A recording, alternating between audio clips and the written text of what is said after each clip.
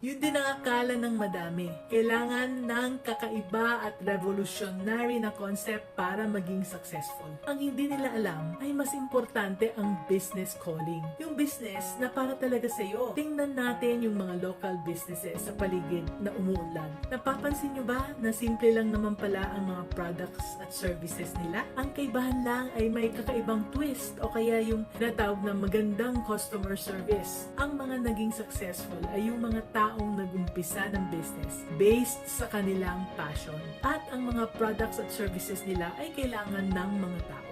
Kaya hindi ka na dapat ma-pressured na maghahanap pa kung ano-ano at kung saan-saan ng kakaibang business idea. Dapat mo lang i-combine ang nasa kalooban mo na ngayon. Ang iyong passion, mission, vocation, at saka profession. Ang tawag dito ay walang iba kundi ang iyong business calling. So, determine your business calling today and be business-minded Pinoy. $1 million business idea? Yan din ba ang hinahanap mo?